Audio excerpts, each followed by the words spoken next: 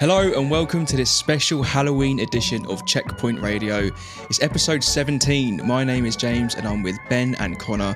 And in today's show, we're embracing spooky season and talking all things horror gaming. We'll be talking a little bit about why horror games are so effective at delivering scares, as well as looking at our favourite monsters and villains from the genre. Before that, lads, happy Halloween. Not really a big deal over here in the UK, is it, compared to other countries? How have you been enjoying the Halloween season so far? Yeah, you're right. Like, apart from maybe pumpkins and trick-or-treating, that's really it for Halloween. You went trick-or-treating, did you? Well, I did when I was a kid. I will be going this year. But my family, well, me, my partner and my daughter, we went pumpkin picking yesterday, grabbed some good uns. Rachel made pumpkin soup and it was actually, not doubting her, and I wasn't like...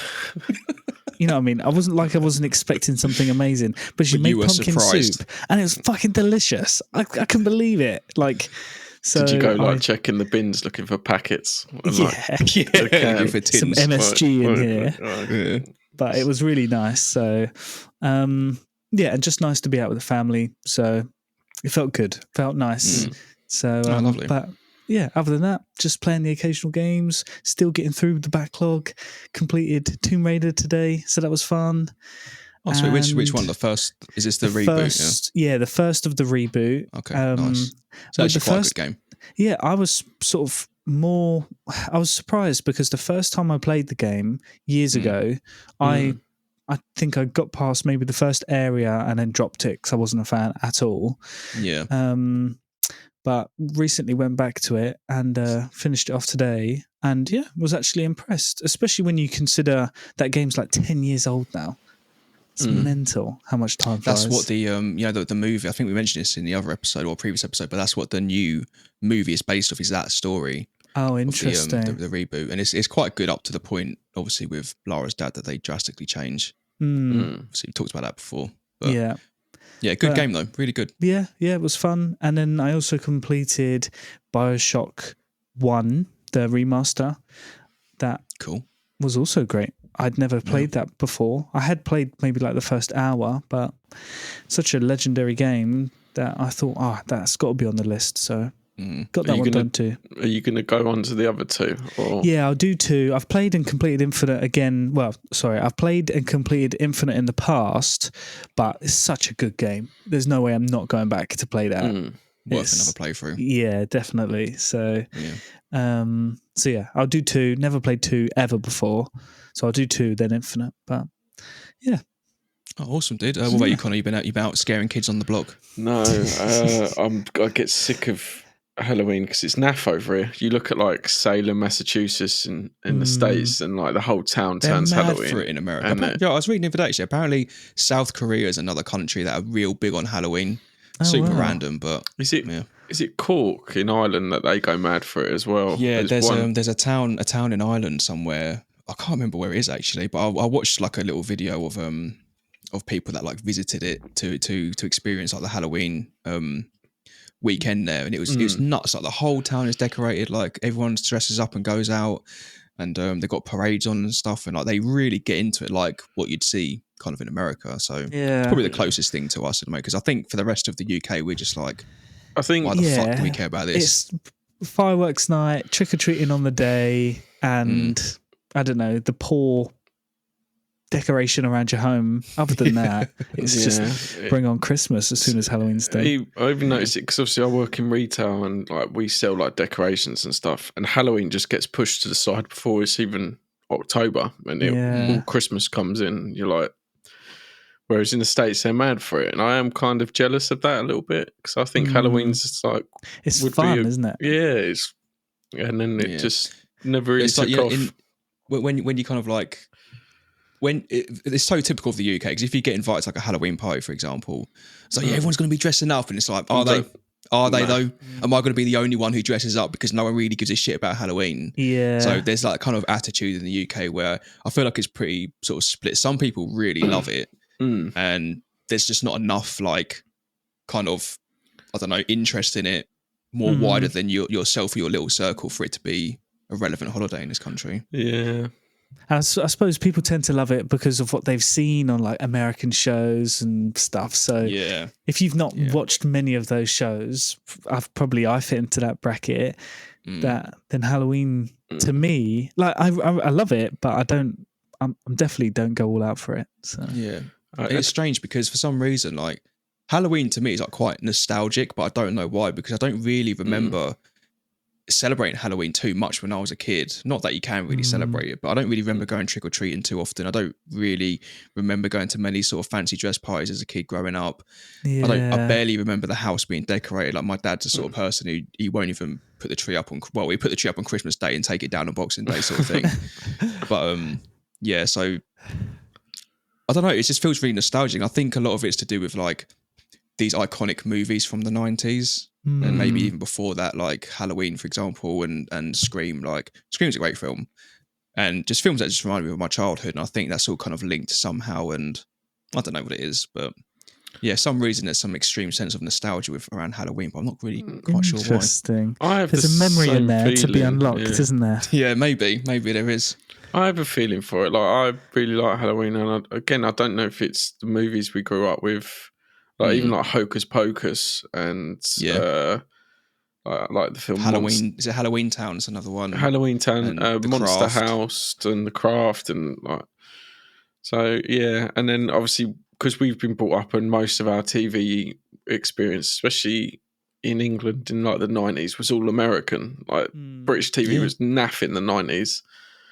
So all the shows you were consuming were American, and they love Halloween, and then probably rubs off some in some way, doesn't it? And then over here, like 5 days later, you've got Guy Fawkes Night, so it sort of gets pushed to the wayside, and people have bonfires and fireworks, and so I wish it was a bigger thing.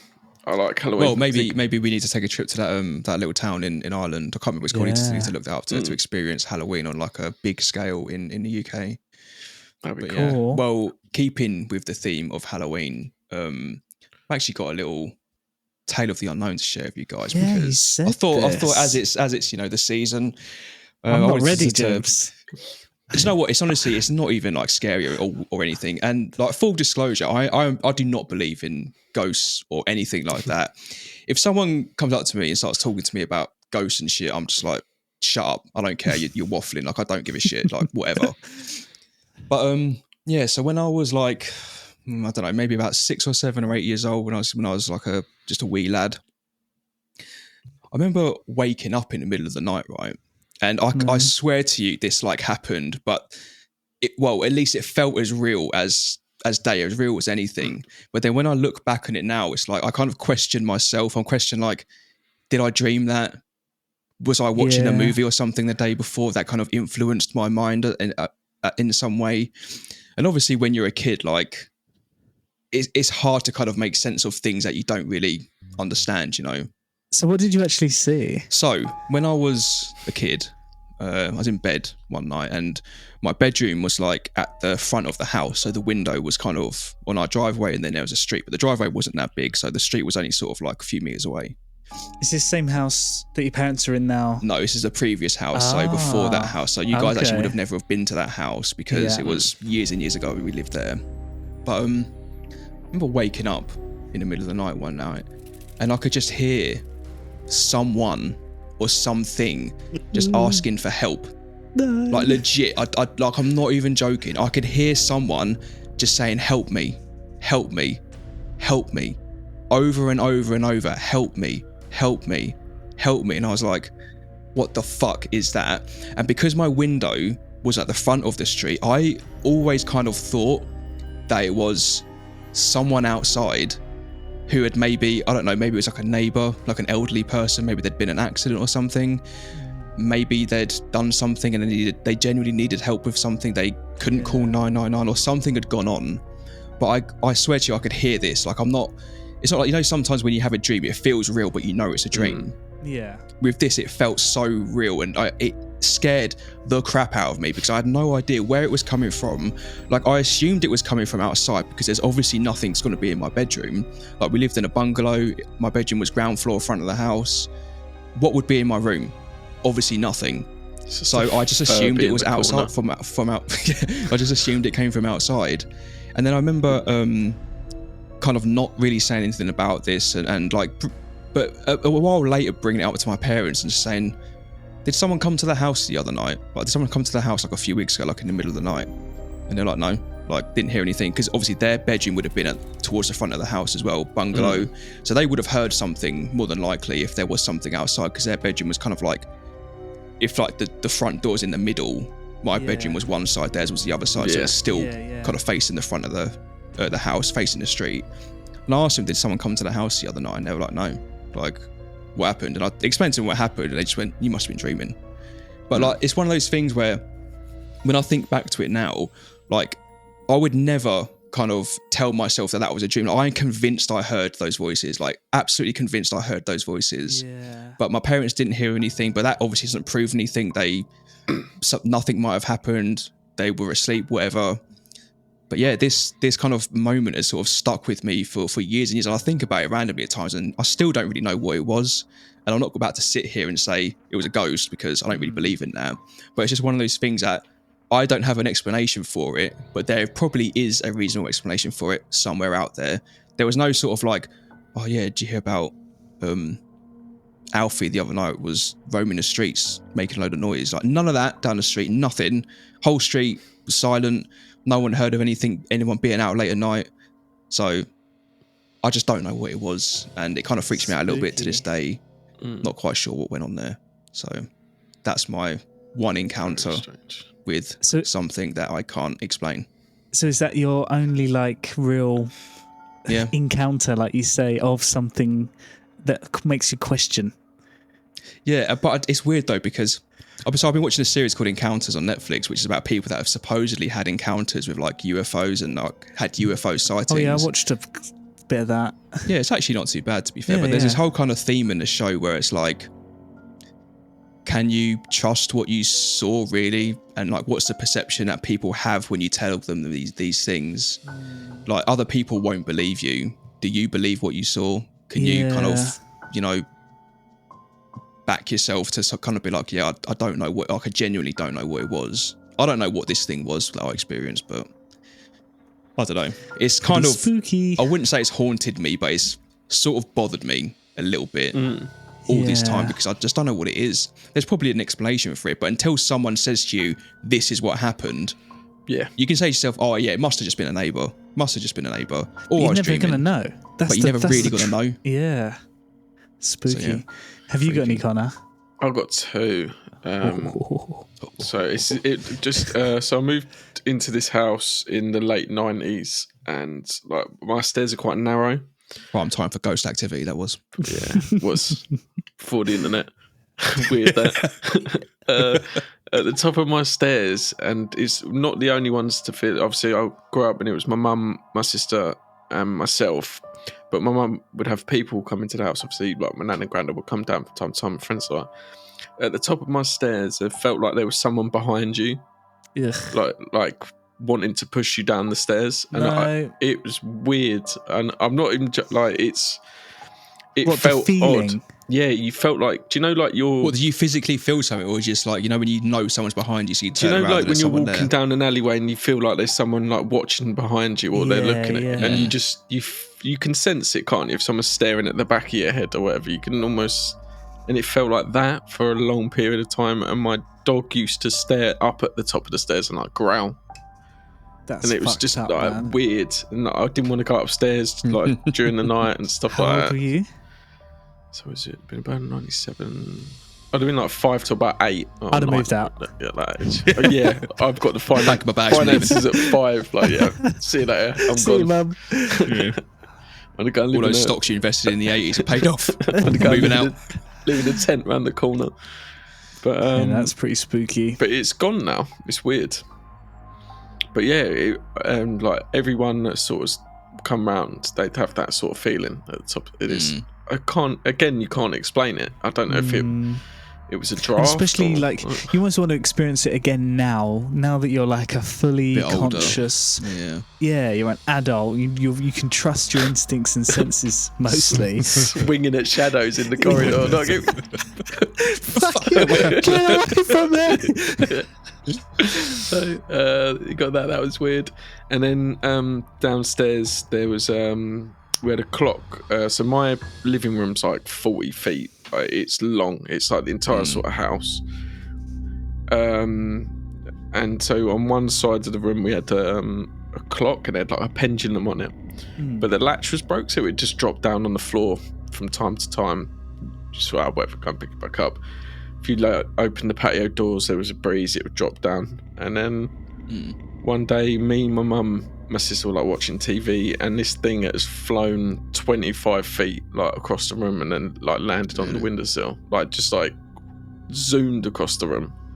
What the fuck? No windows, no patio doors open. And it's just like a bit freaky. You know, I think we've all just like, we just all sort of accepted it. But like, you think about it, it's like it would just go from like 1 inch to the left, 1 inch to the right. Like, so it's going 2 or 3 inches like that.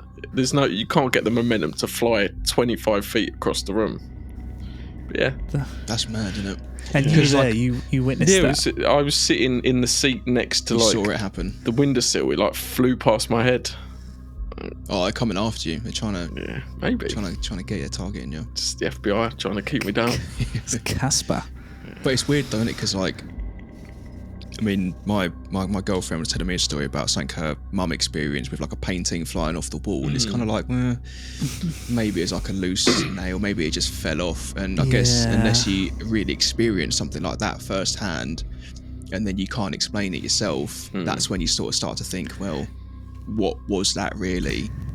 Well, for me, so I'm the kind. Well, I've not that I know of experienced or witnessed anything that's made me question, like nothing. I've never seen any like thing fly across the room or felt a presence or anything like that. The only thing I've had that really freaked me out was when I was a kid. I had there was 3 of us, me and 2 of my best mates, Josh and Lewis, and we were only like 2 streets away from each other, so we hung out like every single day.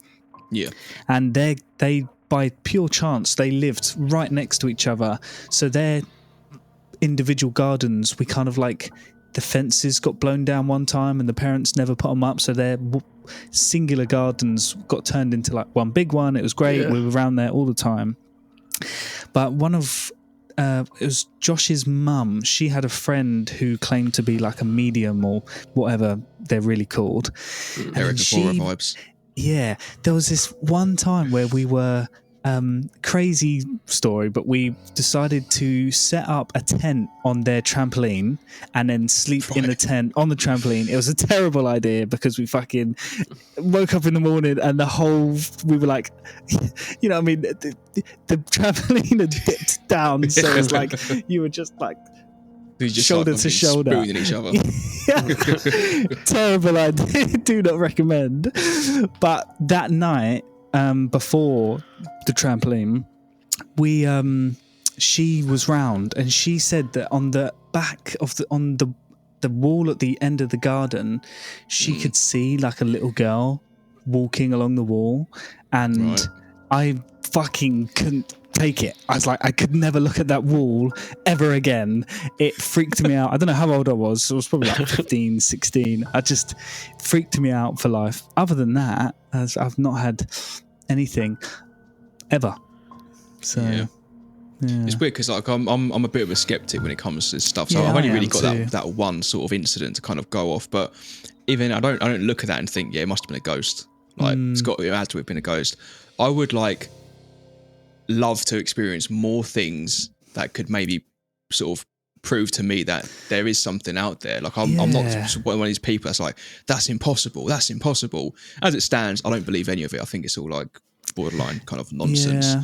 But you know, because this is like I watch these guys on YouTube, Shane and Ryan, who do like the Ghost Files, like the Watcher sort of YouTube channel, and they want to have like stuff happen to them so they can kind of like say, well, we've got something that we can't explain. So what is it? Let's have a discussion about it. You know, they want to experience it, and I don't know. I just if there's any ghosts out there listening to this podcast, hit me Give up. us a sign. Oh my god. Yeah. But yeah. Yeah. Well, thank you for sharing those stories, guys. I hope that the people listening at home aren't too scared, hiding under their covers, listening to this fucking god awful podcast talking about ghosts and shit. Anyway, shall we get back to the games? Shall we talk about the games then? Let's talk about the games. So we kind of had this idea of discussing the mechanics and maybe even like the psychology behind horror games, because horror games I find really interesting. Like they're so effective at scaring you, and I think we kind of know why that is. So, but I thought we could have a little chat about it. So Ben, you were kind of smart enough to come up with this topic for us. So why don't you start us off with some stuff we can get into?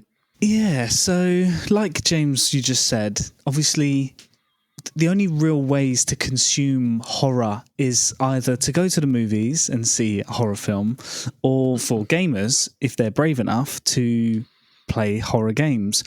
But I was always under the opinion, I always had the opinion that I thought that horror games were always scarier than horror films. So I've only really in the last few years started to go out of my comfort zone and watch horror films that I've not watched, or, some historic and legendary horror films that everyone's seen and must seen, and I've watched them, and yeah, they're freaky. But I guarantee if you were to sit some of those hardcore horror fans in front of a really scary horror game, headphones on, black room, they would shit themselves, because I feel like there's elements that games can bring to you as a player or a viewer, you know what I mean, that horror films just can't match. So I'll start with the first one that I feel like is probably over half of why I feel like games are scarier than horror films, the interactivity of it. Yeah. So in a horror game, you are the active participant in that story, and the choices that you make and the decisions will have a direct impact on maybe the outcome of the game or where your character's about to go. Like in a horror film, you may witness them choose to go into the attic when it's dark and they hear the noise, and you're like, no, don't go up there, why are you going up there? But in a game, you may be forced to go up there, or it may be the only sort of possible route, and you are doing it, you are pressing W or you are pressing forward, and you need to go up there. And I just feel like that's because you aren't just a passive observer, you are in control of your character's fate. It just, I don't know, makes it more intense. Well, it's like the closest thing there is to actually living in that story. Yeah. Like being a part of that story. It's the closest thing there is, even more so than, movies and books especially as well.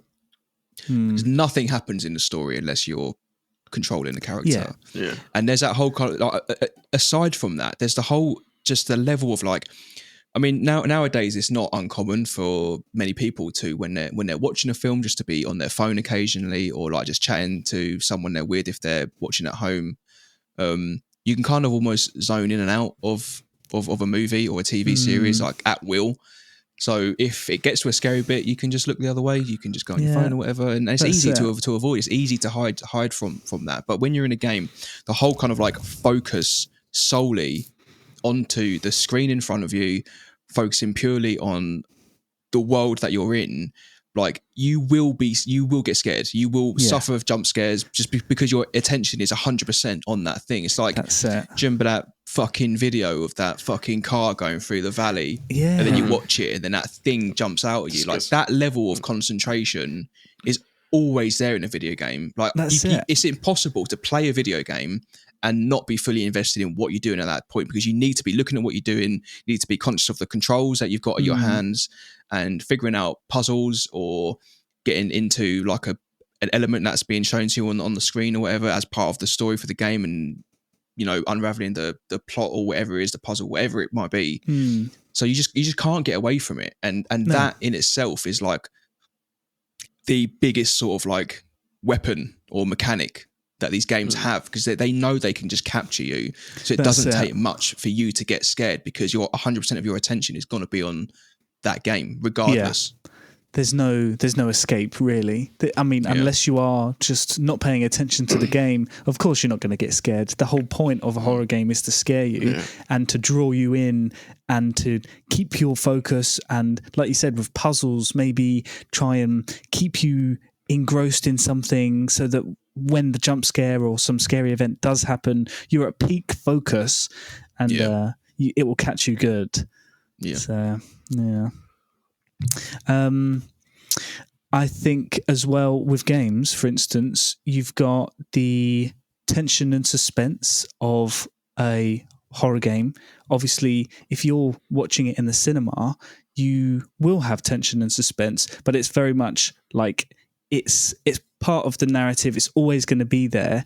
With a game and tying that in with the interactivity of it, you'll be...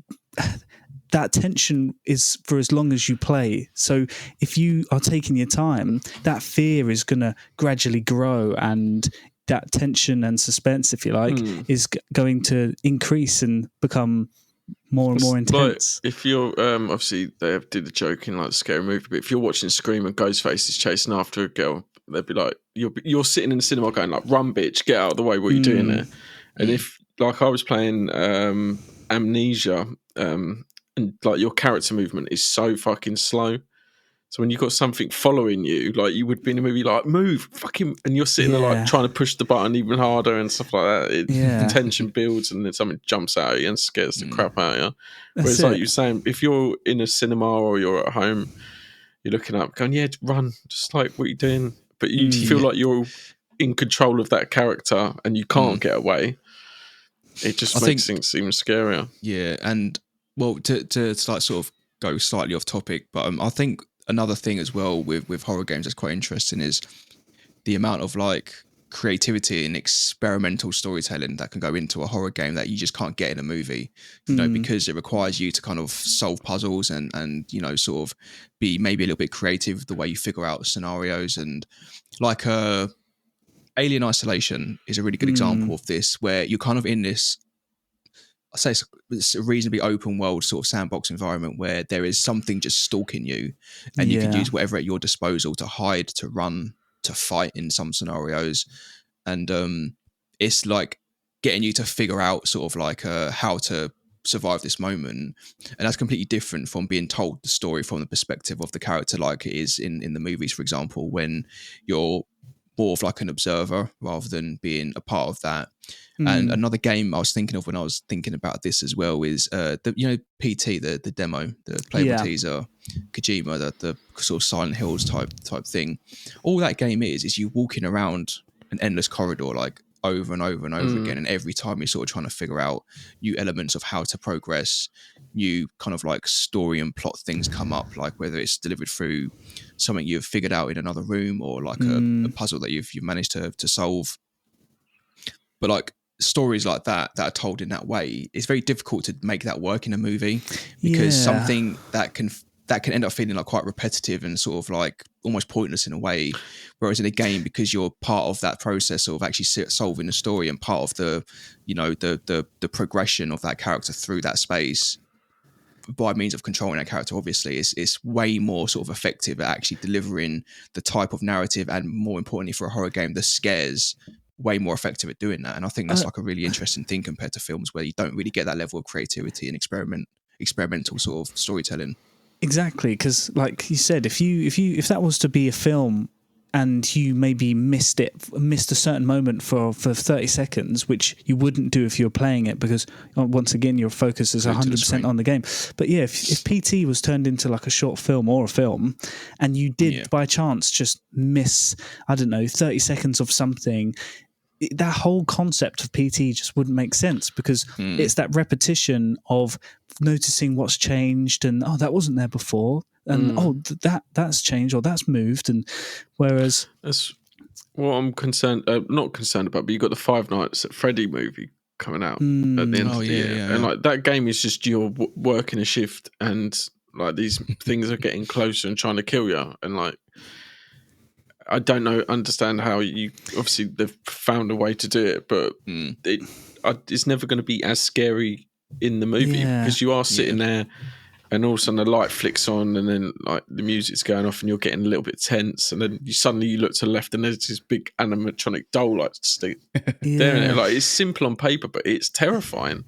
But that's the thing, isn't it? A game like Five Nights at Freddy's, it's all about like your actions. So if you do the correct actions, you'll succeed. But it's all about trial and error, and the amount of times that you'll fail. I've never played it. It's a game that I'm definitely too scared to play.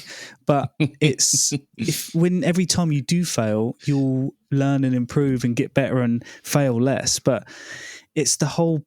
It's the ordeal of going through the failure and being scared and realizing what you have to do and learning. And I don't know how they'll capture that in a film. I'm sure they'll probably do an excellent job, and it's strange, isn't it? Where the whole game's premise is that you're a security guard, literally observing the restaurant, and then it's like when you go to the cinema, you'll be observing an observer. I don't know. I don't know how they'll do it. But strange. I'm surprised actually more horror games haven't been adapted into movies, because I feel like horror is one of the most basic kind of stories you can tell. You know, it's quite easy to get kind of a scare or a jump scare anyway out of most stories. But one thing I was also thinking about with this topic as well is the way horror elements can be woven into non-horror games maybe.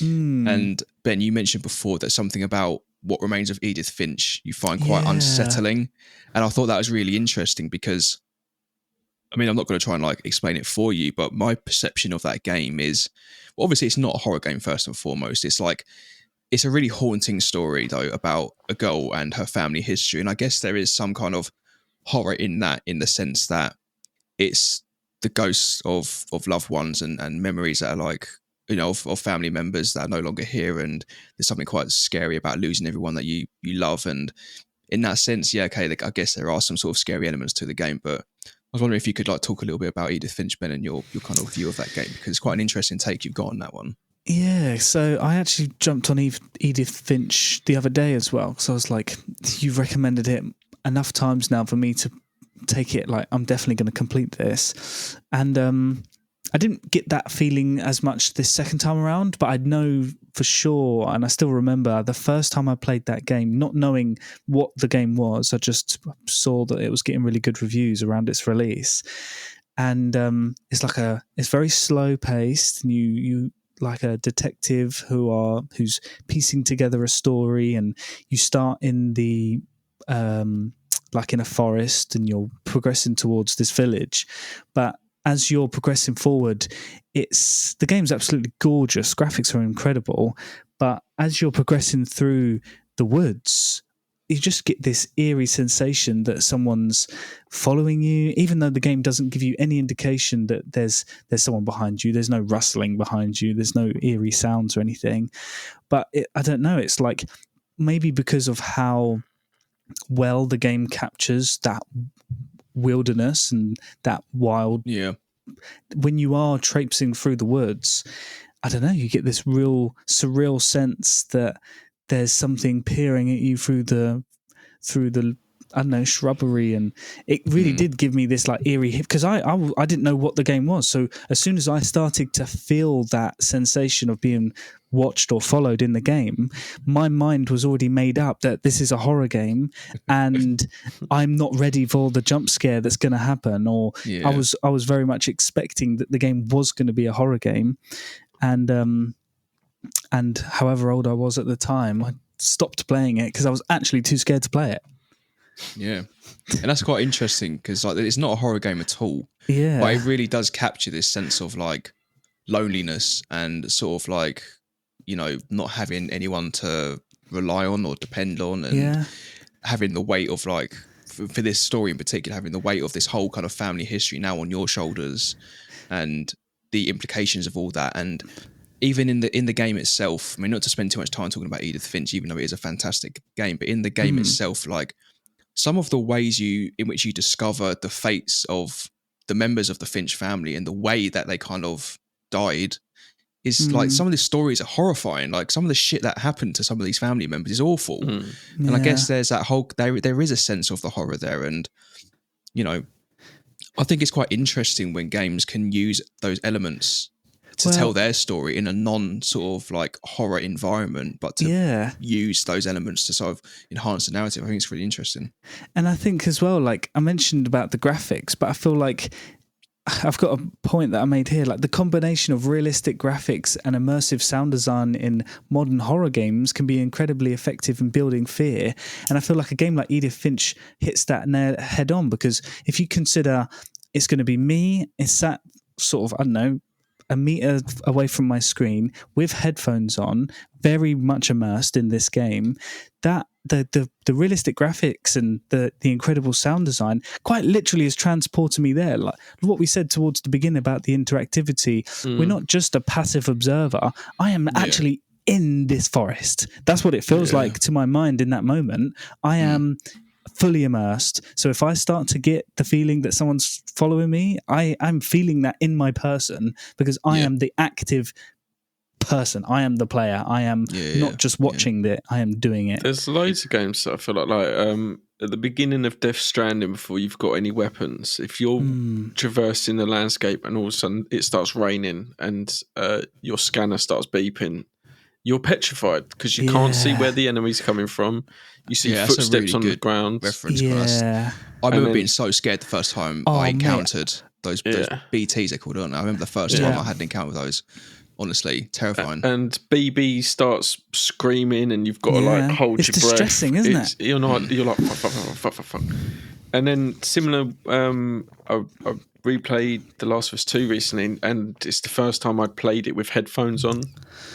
Because at the moment I'm working nights, so I didn't want to wake anyone up during the evening. So I put my headphones on and play through my PlayStation, and like clickers, and you're in a dark building, you've got very little ammo, and you're trying to preserve that ammo, and you just hear that a clicker in the distance. It's petrifying because you're like, I've got to find a way to kill this thing. I've got 4 bullets for this gun. I've got a bottle.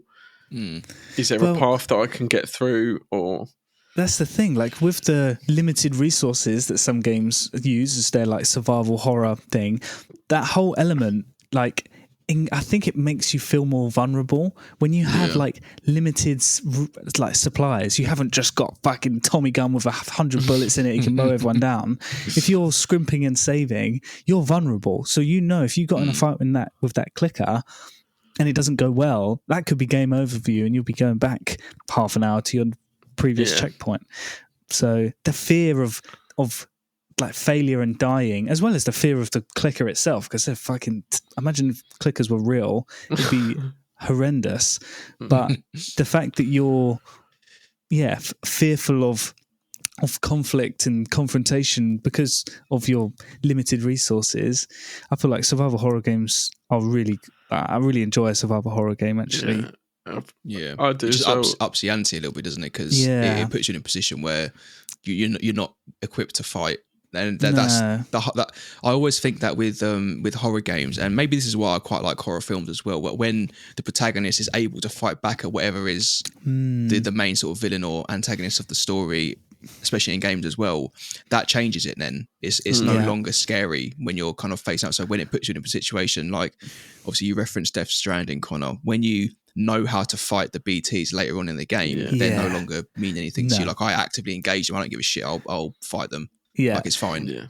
I loved it when Death Stranding, when the game gives you the assault rifle and you're like, and you're like hours and hours into the game and you think you've got everything the game's got to offer, and then the game gives you an assault rifle and you can literally mow these things down. He's like, why was I ever scared of these things? But I love Death Stranding. I love that journey. You have to earn the right to do it. You have to get there. Yeah. One thing I've always thought is, we spoke about Dead Rising the other day, Ben, like just randomly, and like I really like the swarm sort of technology, but obviously in that game you can just go and get a lawnmower and mow down 1,000 zombies like it's nothing. But then you think up years later, you play Days Gone and you come across a horde and you've got low ammo, maybe your bike's out of petrol or whatever. It's terrifying because you're sitting there trying to fight off this horde that is hundreds and thousands of zombies running at you. And it's there's a real sort of, there's two ends to that horde, isn't there? Because sometimes when you'll be playing that game, you'll be extremely well equipped and you'll be like, fuck yeah, there's a horde, I'm going to mow these mofos down, it's going to be great. And then it's the real opposite of like, oh no, there's a horde, I'm scrimping and saving. I remember playing, and the game takes you to this place and you have to go and collect something from somewhere, and then the horde, I think it was completely like natural, unscripted, but probably wasn't. Who knows? But a horde turns up, and it couldn't have been worse timing. I was not ready for it. It was like as soon as they caught wind of me, I had to bolt. But I was in what you were saying, James, as well, about like a game where you can fight back, or you like the movies where you can fight back, and it changes the dynamic of it being a horror. That's one of the reasons why I love Dead Space so much, because I feel like Dead Space does an excellent job of, it's a really scary game with horrific enemies and lots of jump scares and very atmospheric, but the game gives you the ability to fight back. So it's got a real good balance of like the things that scare the shit out of you and made you jump, you can go ahead and fucking blow its limbs off and stamp on it until you get some loot from it. But I love that dynamic of like, it's like what the Resident Evil's done so well for so many years. It's like you're very scared by the things, but you have the ability to fight back. Yeah. So there's so many different types of horror games. I just love it. I just think it's such a good dynamic. I have to admit that horror games generally is like a bit of a hole in my gaming catalogue. You know, I've never really played many horror games. I mean, I've been trying to play Outlast since it fucking came out. I've never managed to get through it. That game terrifies me. Yeah. But then there are so many great games out there that people say, you know, these games are incredible. Like you have to play them. You have to kind of experience the story and the atmosphere and things like that. But I just can't bring myself to do it, man. And everything we've talked about is why, like this interactivity, this level of interactivity, just, I mean, I'm all right with films. Like horror films, yeah, fine. I watch loads of horror films, to be fair. But when it comes to games, I just can't do it. There's just a new layer of fear when it comes to horror games. Yeah. It's the perfect medium for horror, because obviously we all play on PC, but obviously you're playing on a screen, whereas if you go to a cinema, it's naturally dark in there anyway, but if you're watching at home, but when you're trying to, like, you try and play a horror game during the summer, you have to close the windows, otherwise you've got glare on the screen. Yeah. So you're naturally sort of drawn towards a dark room, headphones on, and you're sitting there like 2 inches away from the screen. You're going to jump out your skin. But like James said earlier, like if you're just watching a film and like, I don't know, Michael Myers has popped up, whatever, like I'm on Instagram or whatever it is. And it's like what you're saying there is like that isolation. You have to isolate yourself from the world. And then when a game isolates you, because there's so many horror games out there where you are maybe just the solo character in that story, and any help that you get from other people in the game world is, I don't know, very limited, or they're just quest givers or they're merchants, like if you think like Resident Evil and stuff like that. But it goes well together. You're playing this game on your own, isolated. You and your character are sort of experiencing a similar, I don't know, terrible situation, and you feel one and the same, and you don't get that in the cinema. In the cinema, you'll have lots of other characters and you won't really get invested. Well, I can't say for every horror film, obviously, but you and the main character, you don't really share a bond like you and the main character of a game might, for instance. That's quite an interesting point, because I think some of the most effective horror films I've seen are when they've been very sort of like nailed down onto the character perspective.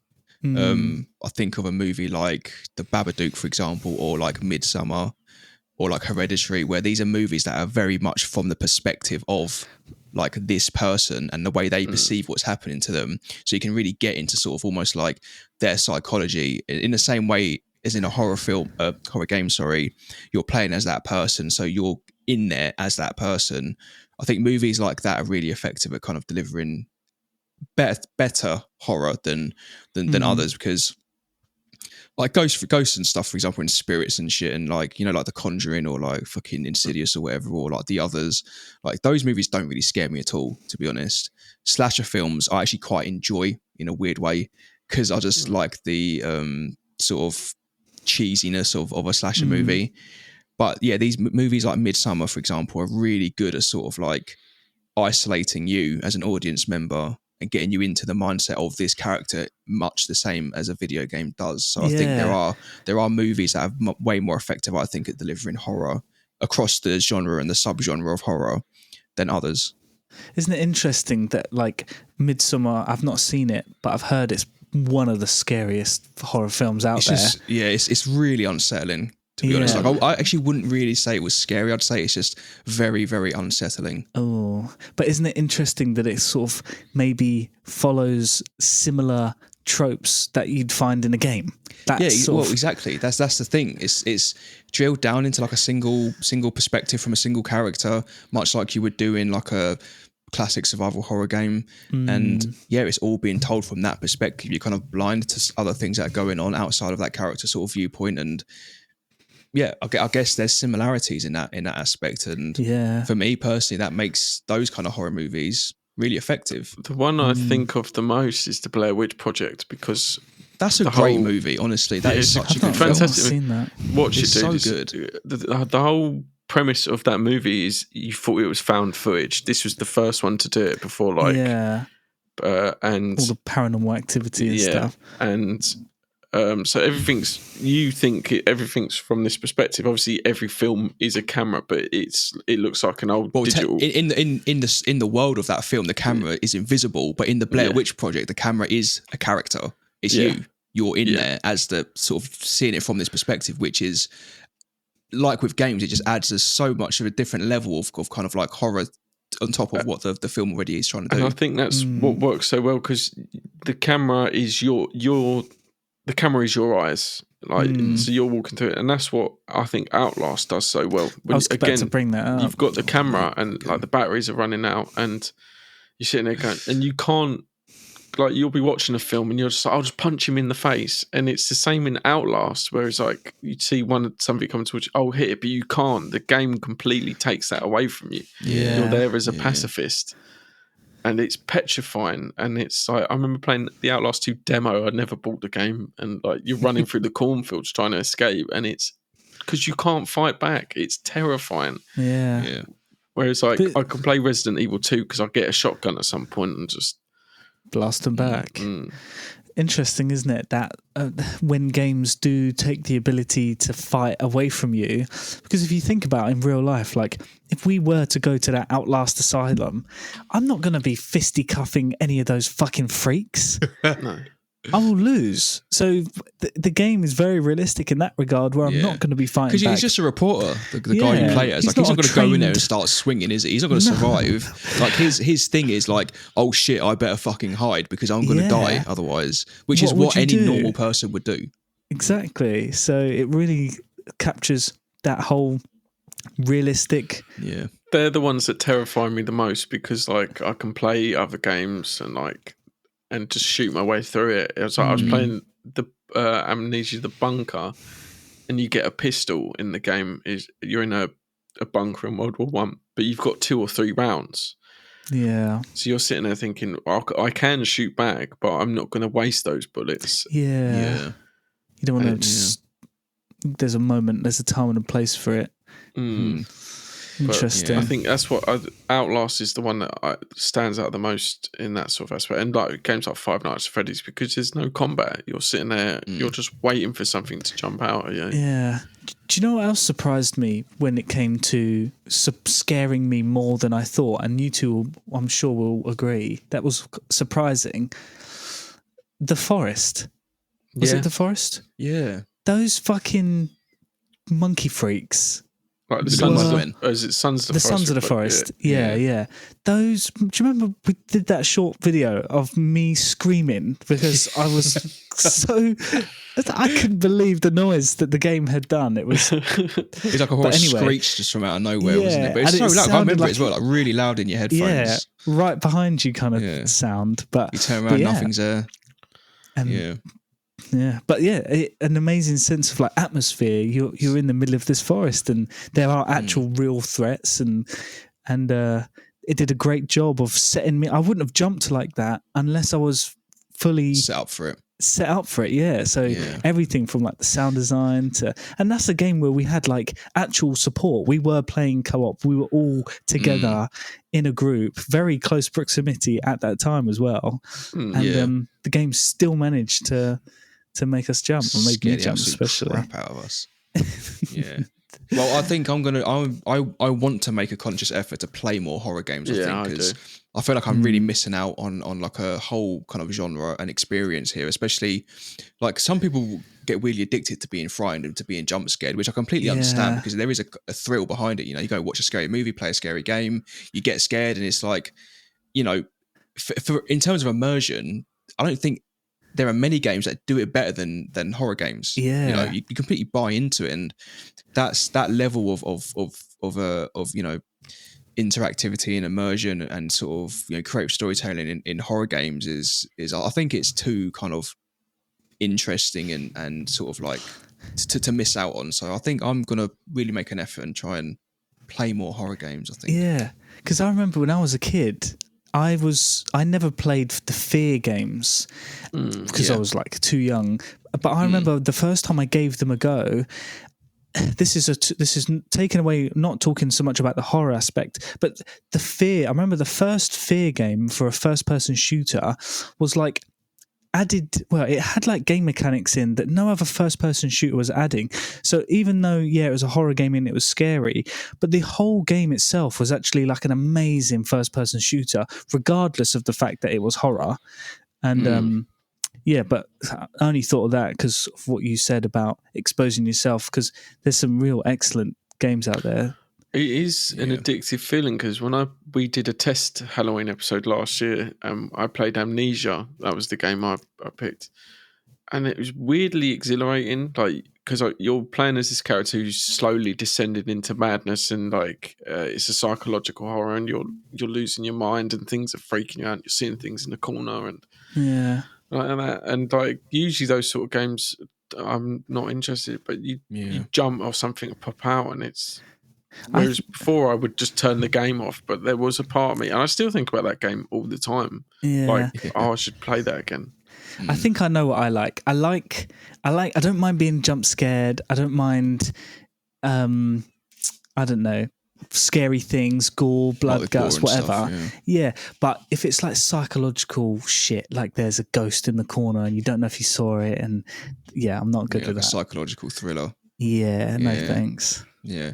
Well, if any of you guys listening, if you've got any good recommendations for us to play, you know, we've got 3 fucking shit scared little scaredy cats here who would like to play more horror games, don't quite know where to start. So throw them in the comments if you're watching on YouTube. If you're listening on Discord, then there'll be a link in the bio description of this episode. You can join our Discord and send us a message there. Give us some recommendations, because love to play more horror games basically. And I don't know where to start. I don't want to be too scared. I don't want to be too, you know. Soma's scary. Soma's meant to be quite good. I've heard good things about it, but again, I'm petrified. If you like Amnesia, and it's made by the same people, so it's really good, but it's fucking scary. I got to the very end, but I didn't do the final thing, and I don't know why. But I looked it up because I was on the final mission, and I actually think I was too scared to finish it, so I looked it up. And I was literally like half an hour from finishing the game, and it was a really good ending, but I was too scared. I'm sorry. That co-op one I saw, that was it Demonologist or something, where you go around. It was like Phasmophobia, but like with actually decent graphics and gameplay. It looks like Phasmophobia was quite fun actually. Like that was an experience. I'd say. Yeah. Well, as a fun sort of outro topic sort of bit on the end of this episode, we thought we'd have a chat about some of the most iconic and some of our favourite depictions of monsters and villains in horror video games. I quite like how zombies are done in Left 4 Dead. I love Left 4 Dead. I think Left 4 Dead is a fantastic game, and it's not really a horror game, but I just love how they're depicted in that. I love the different sort of types of zombies you can get, and like the horde and everything running towards you. I think it's a cool game. And then as well, like on top of that, they did an excellent job with all the graphics of them. And when you've got like explosive rounds and you're actually like shredding the flesh off of them. And this was a game that came out years and years ago.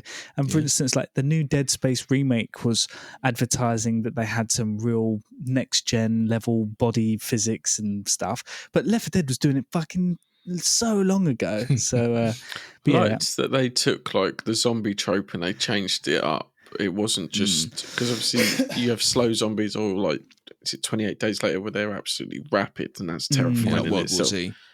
Oh yeah, and that's terrifying. But like having certain zombies that have mutated differently, I thought was really cool from Left 4 Dead. Yeah. And again, I think like Dying Light. I think the zombies, especially like the volatiles at night, where you can go out and get. I completely forgot about that. You can get more XP, you can level up quicker and better loot and stuff at night, but you have to deal with these juiced up zombies. I enjoy it. It's a really interesting like mechanic in the game, isn't it? Because you know it adds a whole different element to the game. Whereas in the day you're pretty comfortable going out and fighting zombies, and you know you can deal with them reasonably well. But then at night, there's these volatiles that come out, and they're just a different fucking breed of zombie, and they're fast, they're strong, and they'll hunt you, and you got to run because you can't fight them. Because like the first time that you come across them, you're so naive because you're like, oh, all these other zombies are super easy. These ones ain't going to be that bad. And then you experience they're fucking brutal, and you're like, oh, okay, we need to hide now. And it's pitch black, and you're vaulting across the rooftop. Yeah, it's really good. Trying to get to a safe house. Get under those UV lights as quickly as you can. Yeah. Any other monsters from any other games that you quite like? So you mentioned Dead Space earlier, didn't you, Ben? Like Dead Space got some pretty interesting, gruesome beasts. So I'll talk about Dead Space, and I'll talk about one that fucking terrified me. Really good. So Dead Space is great. And the necromorphs are like, they're so iconic now. Because obviously Dead Space has been around for years, but they're so iconic in their appearance and how they are, I don't know, this like mindless zombie, but they're almost like bordering that sort of animal. I don't know. It's just like they're a whole new thing. Excellently done. And they did such a good job of like tying in. So in the game, for instance, you've got this like telekinesis gun, and you can then rip off limbs of these enemies and telekinesis kill them with their own limb. It's like absolutely brutal, but it's amazing what they've done with Dead Space. So the necromorphs are like legendary. But if either of you have played Prey, the new one, the Typhons. Sorry. Typhons, yeah. So like the mimics were an amazing idea, and that had you doubting yourself the entire game. You'd be going into a room, you'd hear the little like clickety clicky sound that they make, and you know there's a mimic there somewhere, and they'll jump at you. Excellent, really well done. And then also in Prey, the nightmare. Oh my god! The first time that I saw the nightmare and the sound, that big fucking dark misty thing, that kind huge of, one. But the sound effects of it's like ear splitting audio. It's just like disgusting on your ears, but it's amazing because it's so like I don't know how to explain it. It's like overwhelming your senses with just how big and scary and loud it is. So I think that goes down as like a legendary monster. And Prey's a really kind of like difficult game as well. You've got to be really smart in that game. Like there's so many kind of, you know, moments where you come across enemies and stuff, but you've got to be really clever with how you engage with these enemies. And like you say, but the mimics, like I completely forgot about the mimics. I loved it when I'd go into the room and hear something in there, and I'd be like, "Oh shit! I know there's something here. It could be that toilet roll on the floor. It could be that fucking bin in the corner." And jump scare incoming. But great game, really good. And that's quite a good shout actually. The enemies in Prey are a really interesting one. I had oh, go on. Woman Lisa, and I think her name's Lisa. It's like, or she got dubbed the name Lisa in PT, and she's staring down at you.